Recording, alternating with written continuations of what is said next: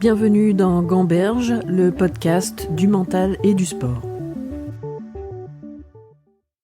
Mon invité aujourd'hui était un enfant qui rêvait de gagner le Tour de France, mais son destin s'est joué sur la piste.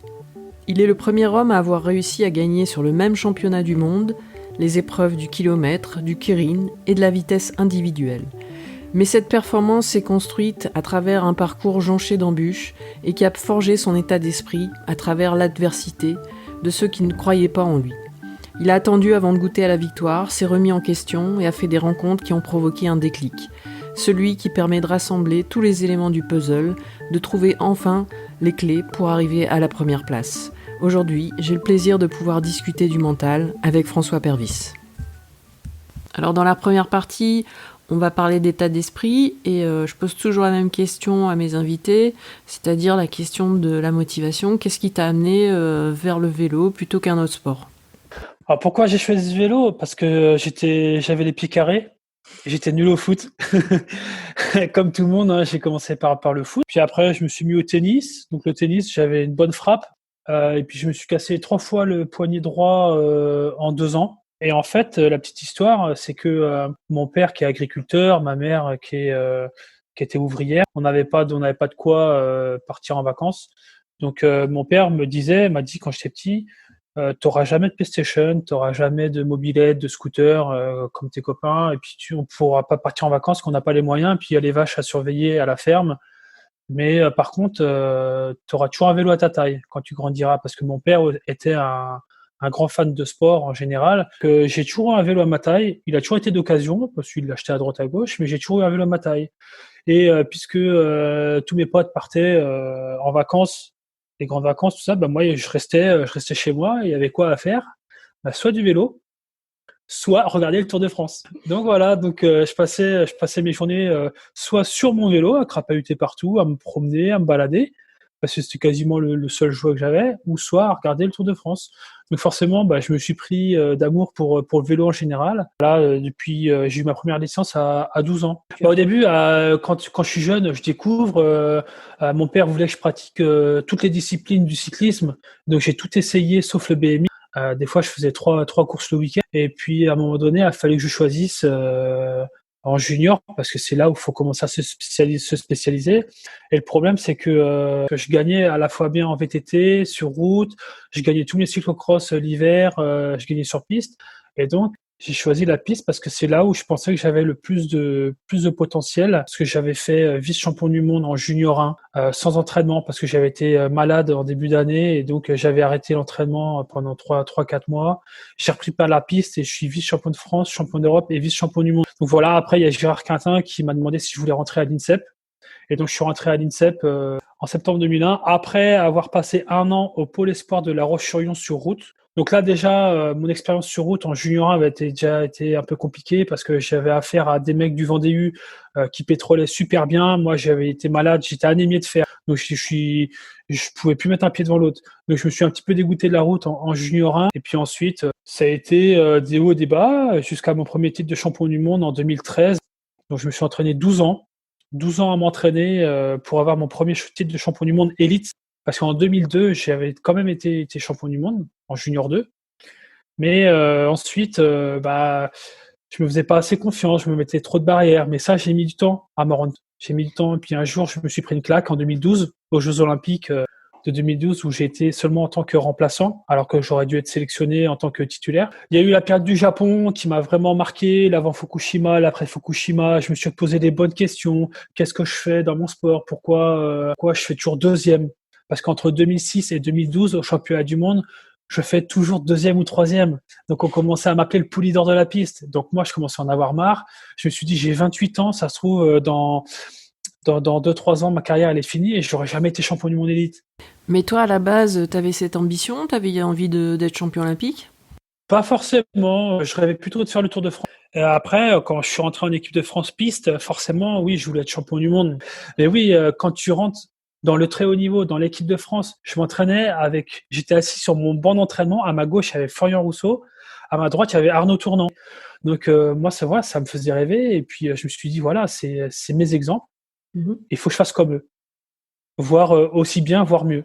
Et toi, tu penses qu'à la base, tu avais des qualités mentales spécifiques pour réussir à haut niveau? Je savais déjà à la base que j'étais dur au mal. C'est ce que rapidement, me disait mon entraîneur de l'époque, Gérard Quintin, que j'étais un dur au mal et puis que je voulais bosser, bosser, bosser. J'ai tellement bossé que j'ai pas écouté mon corps et je me suis blessé. J'ai eu des fissures de fatigue. Je me suis, heu, je me suis fissuré 2 fois la même vertèbre, parce que j'en faisais trop. J'étais hyper motivé, je faisais tout à bloc. Je gérais jamais rien. J'étais jeune, je récupérais bien, donc voilà. Et puis après, bon, bah, voilà, j'ai commencé à me blesser, donc je progressais un petit peu moins. Les jeunes comme Grégory Boger, qui a 1 an de moins que moi, il a commencé à arriver. Il y avait d'autres coureurs aussi comme Kevin Siro qui sont arrivés. Eux ont rapidement été champions du monde. Toujours un petit peu embêtant de voir des plus jeunes que soi champions du monde, alors que toi, tu l'es pas encore. Mais voilà, ça, c'était ma logique. Pour moi, il devait y avoir une logique et des plus jeunes que moi ne pouvaient pas être champions du monde avant moi. C'était bête, hein, voilà, c'est débile. Donc j'ai commencé à être un peu frustré, je me suis blessé pas mal de fois, et puis après, je me mettais trop de barrières. C'est-à-dire que je me disais, bêtement: «Voilà, là aujourd'hui, je tombe contre, par exemple, ce coureur-là. Il est champion du monde en titre ou ancien champion du monde. Donc je peux pas avoir la prétention de battre un champion du monde ou un ancien champion du monde». Et ça a été ça mon gros problème pendant de très très longues années dans ma carrière. Donc tu penses que tu n'étais pas prêt mentalement à gagner des grands titres à ce moment-là? Mentalement, j'étais pas prêt. Et puis finalement après, c'est vers 2010 où j'ai commencé à m'intéresser à la prépa mentale. Parce qu'en fait, moi ce que je me disais: «Je suis sportif de haut niveau. Je suis champion du monde junior, mais j'espère l'être chez les élites. Heu, je suis motivé, j'adore ce que je fais, c'est ma passion. J'ai pas besoin de préparateur mental». Parce que je me disais: «Si tu as besoin d'un préparateur mental, c'est que tu es pas fait pour faire du sport de haut niveau». J'avais des a priori et puis ensuite, bon, bah, j'ai commencé à chercher, ce qui clochait chez moi. Pourquoi? La chose que je me disais aussi, je me rendais compte que j'étais stressé le jour des championnats du monde, la veille et tout. Mais je me suis dit: «Mais c'est normal, c'est du stress, c'est normal, qui ne stresse pas? J'ai qu'un objectif dans l'année, c'est d'être champion du monde». Donc moi, je me suis dit: «C'est un stress positif, c'est ce qui me permet de me transcender», donc j'ai rencontré un chercheur dans la préparation mentale. Donc lui, il m'a fait énormément de et à côté de ça, je voyais aussi un autre qui s'appelle, Denis Troche. Donc les 2 étaient vraiment complémentaires. Jean Fournier, c'était plutôt sur, ce que je dois penser, comment je dois traiter mes sensations et mes pensées, que ce soit positif ou négatif, à quoi je dois penser quand je suis sur le vélo 5 minutes avant le vélo, quand je suis à l'hôtel en train d'attendre ma course. Voilà, c'est vraiment l'aspect technique. Alors que Denis Troche, c'est plutôt, moi, qu'est-ce que je fais de ma vie en général, ce que représente le sport dans ma vie, la chance que j'ai. Je me suis rendu compte que finalement, la préparation mentale, le cerveau, on ne l'entraînait pas et ça, c'était un mal français. Je m'en suis rendu compte après parce que en partant au Japon, j'étais 4-5 mois tous les ans pendant 6 ans au contact d'étrangers et surtout d'anglo-saxons. Et en fait, il y a un gars, tout simplement, il m'a dit une fois: «Mais attends François, ton physique, tu l'entraînes à fond, mais qui c'est qui dit d'aller vite? C'est ton mental, c'est ton cerveau. Et si lui, tu ne l'entraînes pas, bah, tu pourras pas optimiser ton physique».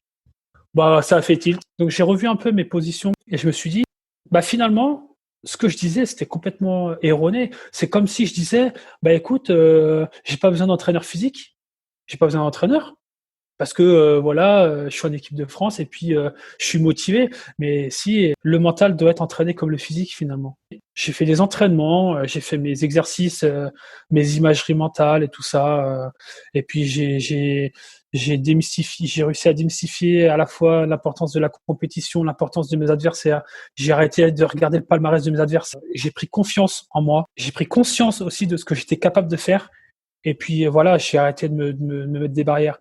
Mais ça, c'est beaucoup le Japon qui m'a aidé à prendre confiance en moi et prendre conscience de ce que j'étais capable de faire. Et puis surtout, dans ces années-là, à peu près, ça devait être en 2012, j'ai eu une réflexion avec mon entraîneur et puis, il m'a dit: «Mais ça fait 10 ans que tu t'entraînes de la même façon tous les jours. Quand tu viens à l'entraînement, tu sais ce que tu fais, tu sais pourquoi tu le fais». Et en fait, j'allais à l'entraînement, je faisais ce qu'on me disait de faire et finalement, je rentrais chez moi, je me posais pas de questions, voilà. Tu as 4 sprints à faire, 4 fois 100 mètres lancés, tu les fais. Est-ce que tu crois que tu n'étais pas assez acteur de ton projet? Clairement, oui, mais je me rendais pas compte. Mmh. Et en fait, je me suis rendu compte que j'étais un mouton. C'est-à-dire que je venais machinalement à l'entraînement, je faisais machinalement ce qu'on me disait de faire. Mais en fait, en comprenant ce que je faisais, j'étais capable, une fois que j'avais compris tout ça, les cycles d'entraînement, pourquoi je fais ça aujourd'hui et pas demain. Une fois que j'ai compris tout ça, déjà, quand j'étais pas bien, puisque je comprenais ce que je faisais maintenant, j'étais capable de m'adapter.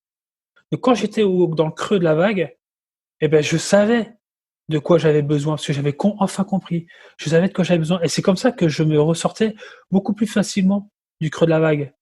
Il y avait ça aussi. Et puis il m'a dit: «François, ça fait 10 ans que tu t'entraînes tous les jours, tout le temps pareil. Tu crois pas que tu pas perdu un petit peu de la notion de plaisir?» Non, parce que j'étais devenu un robot.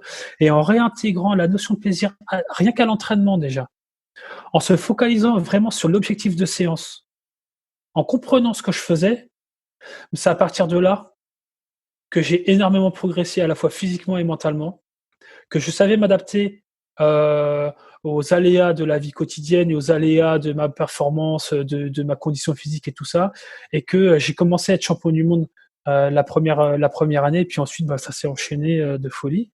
Mais sans cette réflexion-là sur moi, sur quoi, comment, et la remise en question, une grosse remise en question, hein, que j'ai quand même eue, j'aurais jamais pu gagner tout ce que j'ai gagné aujourd'hui. Et je me dis que je serais passé à côté de cette remise en question. Bah, je serais passé à côté de 7 titres de champion du Ouais, monde, de 2 ta records carrière. du monde, de ma carrière, Mmh. quoi. Ma carrière, et puis je serais passé aux oubliettes comme beaucoup de sportifs. En nous, il y a un vrai champion qui se on met trop de côté cette préparation mentale, eh bien ce champion qui sommeille en nous, il peut ne jamais se réveiller. Et moi, ça a failli être le cas pour moi. Donc à un moment donné, tu parce que tu trouves du sens à ce que tu as fait. Ben oui, et puis puisque je me suis fissuré quand même 2 fois la même vertèbre, j'ai été plâtré 2 mois le haut du corps, 2 fois 2 mois. Quand tu prends ta blessure dans le bon sens du terme, franchement, ouais, tu reviens vraiment plus fort. De prendre chaque épreuve comme une épreuve comme ça, comme un défi, et me dire: c'est pas ça qui va m'enterrer, ça va me faire progresser mentalement. Et chaque blessure m'était bénéfique, en fait. Je suis revenu, quand on dit: «Tu reviens toujours plus fort de blessure», quand tu prends ta blessure dans le bon sens du terme, franchement, ouais, tu reviens vraiment plus fort de blessure. Parce que tu peux aussi reprendre par les bases, tu peux faire attention à des choses auxquelles tu ne faisais pas attention avant, ce qui t'a amené à la blessure. Alors en regardant un entretien de toi, j'ai vu que tu avais complètement changé, aussi ta perspective sur ta manière de t'entraîner, peut-être, d'écouter un peu plus ton corps. Moi, j'ai commencé un petit peu à m'écouter quand même, et puis surtout à me faire confiance. Et alors qu'avant, voilà, mon manque de confiance en moi faisait que j'étais un robot, je faisais bêtement ce qu'on me disait de faire, et puis je me posais pas de questions. Et puis sur le vélo, j'étais pas la personne que j'aurais dû être avant mon changement. Donc tu t'es trouvé à un moment donné et j'ai regardé un entretien où tu dis en 2014 finalement, bah, là carrément tu annonces que tu vas être champion du monde sur les 3 épreuves. Donc là, c'est vraiment une preuve qu'à un moment donné ta confiance en toi, elle s'était vraiment, améliorée. Comment tu t'es construit cette conviction finalement que tu allais gagner ces 3 épreuves-là à ce championnat du monde? Donc quand j'ai annoncé ça, ça y est, tout de suite on a dit: «Ça y est, il se sent plus, il a pris la grosse tête», parce que 3 mois avant, je venais de battre mes 2 records du monde. Et même pour ces records du monde-là, quand j'ai dit un mois avant mes records du monde: «Je vais à cette course-là pour battre 2 records du monde», on m'a dit: «Ça y est, il se sent plus, il a pris le boulard, il passe plus les portes», parce que j'étais enfin devenu champion du monde en février 2013 pour la première fois de ma carrière après 12 années d'entraînement. Non, tout simplement que mes chronos à l'entraînement étaient de mieux en mieux. Moi, j'étais sous mon petit nuage parce que j'étais enfin champion du monde. Il y avait ce fardeau, ce boulet que j'avais plus. Je prenais enfin confiance et conscience de ce que j'étais capable de faire. Mais est-ce que c'était, qu'une histoire de chrono ou il y avait aussi, une conviction, forte, j'imagine? Oui, oui, parce qu'à un moment donné aussi, alors c'est pas forcément des belles valeurs sur lesquelles je me porte pour gagner mes courses, mais en fait, j'avais la haine. Pendant 12 ans, voilà, ah, tu es plus leader de la piste. Aux Jeux olympiques de 2012, je suis pas sélectionné aux Jeux olympiques, alors que j'avais répondu et j'avais rempli les critères de sélection mieux que la personne qui a été sélectionnée. Et en fait, le DTN de l'époque, il m'a dit, écoute, effectivement, tu as rempli mieux les critères de sélection que ce coureur-là que je vais prendre, mais toi, c'est pas assez confiant. Et le coureur que je vais prendre, il est pas champion olympique, mais il a une expérience olympique, il est plus stable dans sa tête, on a plus confiance en lui. Et en fait, moi, je me suis pris une grosse claque parce qu'aux Jeux Olympiques en 2012, j'y allais pour faire des médailles. J'avais été déjà vice-champion du monde de Keirin en 2009. Donc toi, tu t'es construit sur un échec et une revanche à prendre. Voilà, c'est sur le fait, tout le monde disait dans mon entourage, mais c'est pas possible. C'est pas possible, il va pas y arriver. Juste après les Jeux, je pars au Japon et là, je retrouve un pays à l'après Fukushima. J'avais été déjà une première année au Japon en 2010. En 2012, j'y retourne et puis là, je vois un Japonais que je connais qui s'entraîne là. Je dis mais qu'est-ce que tu fais là? Il y a 2 ans, quand je suis venu, tu t'entraînais pas là? Il fait bah non, j'habitais à côté de Fukushima. J'habitais. Et, euh, et il dit maintenant, bah, à cause du coup Fukushima, je peux plus retourner chez moi.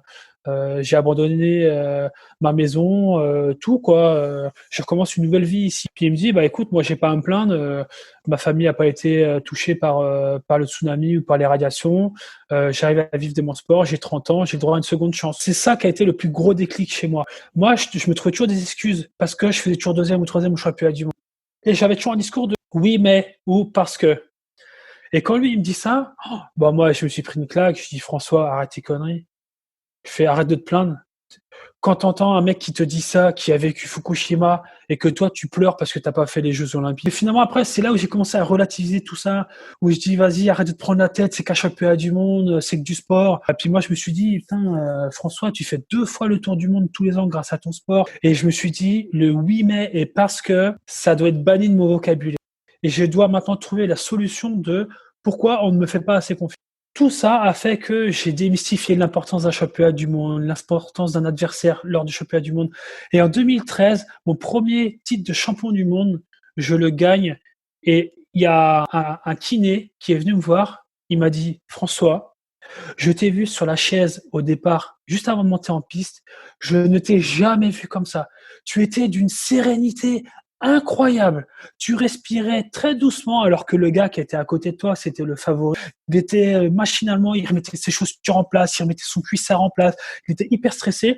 Et moi, j'étais là, j'étais posé. Et je me souviens la tête que j'ai au départ, parce que forcément, départ arrêté, 1 kilomètre départ arrêté.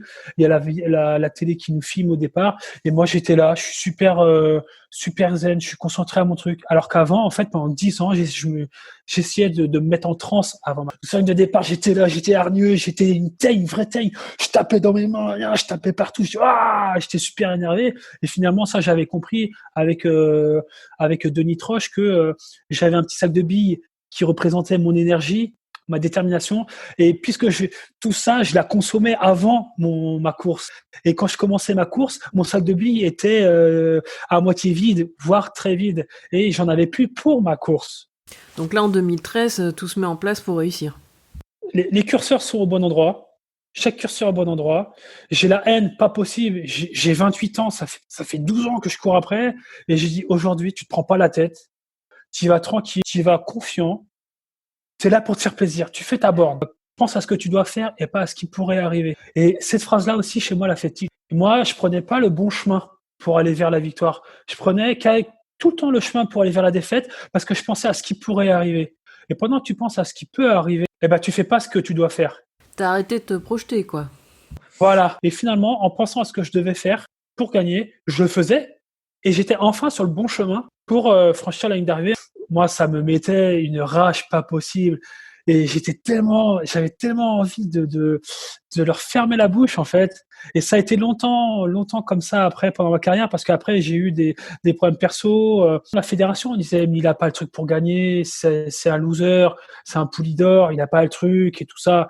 Et j'attendais qu'une chose, c'était d'être au championnat du monde pour enfin fermer la bouche à tous ceux qui étaient en train de dire c'est pas possible, il va gâcher sa carrière. Le mec qui vient de battre 2 records du monde, demande de divorce déposée 1 mois avant le championnat du monde, il peut pas tenir, c'est pas possible. Il a pas le mental pour ça. Donc là, tu t'es construit à travers la confrontation. Voilà, c'était pas le plaisir de gagner finalement. Mais après, t'as gagné à nouveau des titres de champion du monde. Est-ce que ça a toujours été le même moteur finalement ? À chaque fois que j'étais champion du monde, c'est parce que il y a quelque chose. 2014, après, c'était très conflictuel. Ça a été jusqu'aux menaces de mort de l'ancien mari de ma nouvelle compagne. J'avais des nouveaux gros sponsors qui arrivaient. C'était des championnats du monde en France en 2015. Et un mois, jour pour jour, avant les championnats du monde, je vais à une Coupe du Monde en Colombie. Déjà, je marchais pas et je chute. Je suis brûlé au 2e degré de la cheville à l'épaule. Donc, à un mois, jour pour jour, avant les championnats du monde, déjà, je marchais pas. Donc, finalement, je faisais 2 sprints par jour à 70%, donc quasiment en dedans, pour refaire de la fraîcheur. Je pouvais plus faire de musculation parce que ça me tirait trop. Donc, ma préparation vraiment tronquée. J'avais 3 titres de champion du monde à défendre en France devant mon public, devant mes sponsors, devant mes fans, devant mon fan club, ma famille. Et j'ai un coureur de l'équipe de France qui m'aime pas, hein. Clairement il m'aime pas, on s'aime pas, on s'apprécie pas. Et il me dit, tu vois, parce que moi je m'étais pas un peu d'une réaction d'un autre coureur. Moi le jour où je tombe, où je suis éclaté de partout, lui il a été danser sur le podium de la salsa. Parce il m'a remplacé. Et je dis, mais pour moi, j'ai vu ça comme un gros manque de respect parce que moi, j'allais peut-être pas pouvoir défendre mes chances en France. Et puis, il y a un coureur qui m'a dit, il dit, toi, François, tu as 3 titres de champion du monde à défendre en France et tout le monde dit que si tu fais ne serait-ce qu'une médaille de bronze sur les 3 épreuves où tu as le titre, ce sera super bien. Parce que en gros, personne croit que tu vas y arriver. Il m'a dit ça vraiment pour me déstabiliser encore plus. Donc moi, j'ai vu rouge et j'ai dit alors là, tu vas voir, si tout le monde dit ça, bah alors là, et finalement, bam, moi je gagne 2 titres de champion du monde dans des épreuves individuelles. Et donc voilà, j'avais une haine pas possible. Il y avait aussi toute cette pression que je subissais parce que j'avais mes sponsors qui voulaient absolument que je passe à la télé, que je leur renvoie de l'image. Donc voilà. Pour 2015, c'était comme ça. 2016 aussi, la médaille au jeu. On était tous en conflit avec notre entraîneur parce qu'on était très très mal entraînés et qu'on a quand même réussi à avoir cette médaille de bronze aux Jeux Olympiques. Et à la suite des Jeux Olympiques, puisqu'on s'était plaint de dire qu'on a été mal managé, mal entraîné, bah, la fédération, au lieu de se remettre en question, elle nous a virés. Donc interdit d'approcher, d'être au vélodrome, interdit de s'entraîner au vélodrome. Donc, tout le monde a dit ouais, Boger, Pervis, faut arrêter, ils ont 32 ans, ça y est, faut qu'ils prennent leur retraite, ils sont trop vieux, qu'ils laissent la place aux jeunes. Bah écoute, non. Les jeunes, tant qu'ils ne nous mettent pas dehors et tant qu'ils ne nous battent pas, on va pas leur dérouler le tapis rouge, quoi. Faut que ça se fasse à la pédale. Donc moi, j'ai eu la chance d'être au Japon, donc de pouvoir continuer à m'entraîner comme je voulais là-bas au Japon et de courir, faire ma tournée de keiring. Et donc en revenant, j'ai dit bah écoutez, moi je suis performant, je sors de ma saison de Japon, j'ai les championnats du monde, je pense que je suis capable d'être champion du monde. Vous pouvez pas me refuser une sélection au championnat du monde. Donc ils m'ont mis des tests que j'ai validés et ensuite j'ai été faire les championnats du monde et je suis champion du monde. Donc là encore, c'était dans la démarche de fermer des bouches, d'être un peu dans la haine, d'être dans le conflit. Donc je sais que c'est pas des bonnes valeurs, c'est pas des belles valeurs pour qu'il faut véhiculer pour être champion du monde. C'est comme ça que j'ai fonctionné et que ça m'a aidé à me transcender.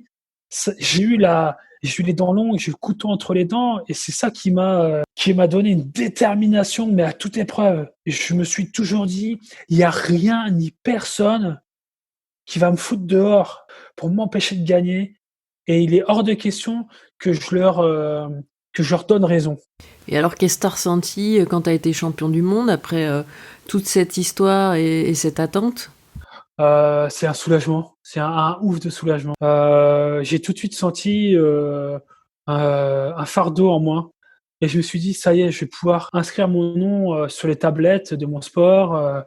Ce maillot de champion du monde, on court tous après. Moi, ça faisait 12 ans quand même. J'y avais goûté un petit peu comme chez les juniors, mais c'est pas pareil, hein. Et puis, ça n'a pas été du tout cuit. Voilà, c'était après une longue remise en question. Donc, ça a été une délivrance. Franchement, une délivrance. Et c'est après, je me suis dit, ça y est, je suis capable de le faire.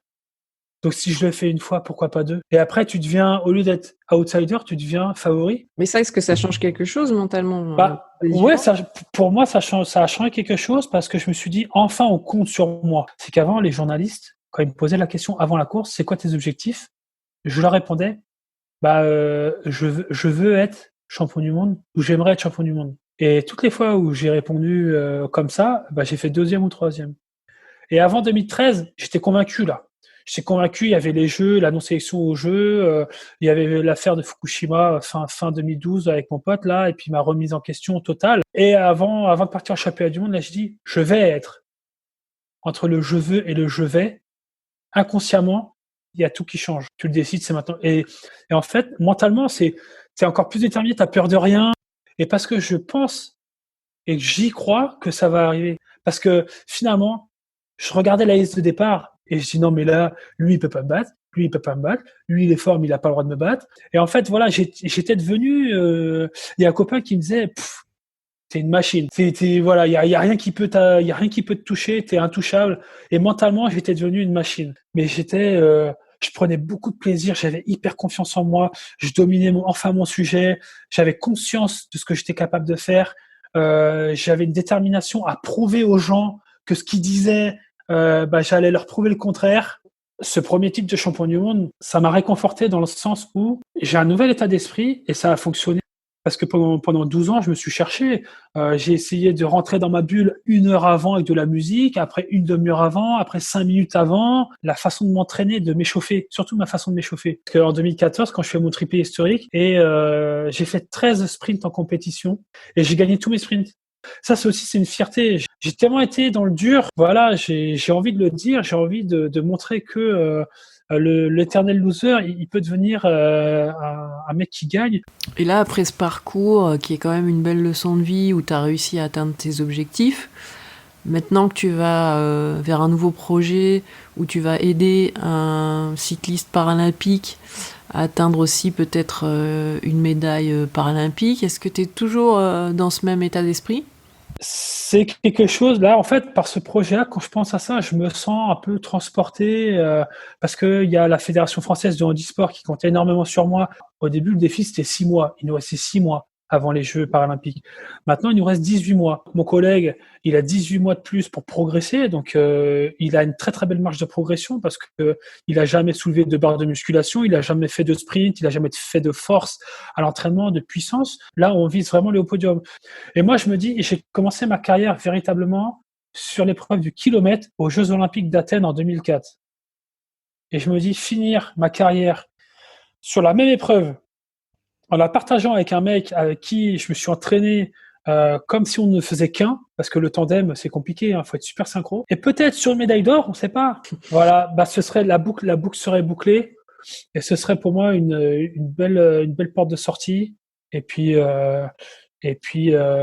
voilà, ça fait partie d'un défi, ça fait partie de vouloir être un petit peu moins égoïste et de pouvoir partager tout ce que j'ai acquis, l'expérience, tout ça. Donc ça aussi, ça me botte bien parce que je me dis que ce serait encore une fois égoïste de mettre la clé sous la porte. Non, j'aime trop ce que je fais et puis si je peux partager et aider un sport qui mérite des mecs qui sont encore plus méritants que nous. Et puis je me dis que voilà, que je fais quelque chose de beau, c'est gratifiant pour moi-même. Et je fais pas ça pour vivre dans le regard des gens. Je fais ça pour moi et pour me dire, voilà, je partage un truc, c'est super, c'est beau, quoi. Voilà. C'est un très, très beau projet. Ça va au-delà du sport. Aujourd'hui, j'ai besoin de motivation. Ça fait 20 ans que je m'entraîne comme un fou. J'ai mal partout. J'ai des rhumatismes partout. J'ai vraiment mal partout. L'entraînement, c'est dur, c'est compliqué. Mais ça, je pense à lui et je me dis, voilà, je vais pas me plaindre. Et puis, j'ai envie qu'on soit tous les deux en train de pleurer comme des gamins sur notre podium avec la médaille d'or autour du cou. Et puis, voilà, se dire, voilà, je rêve de ça.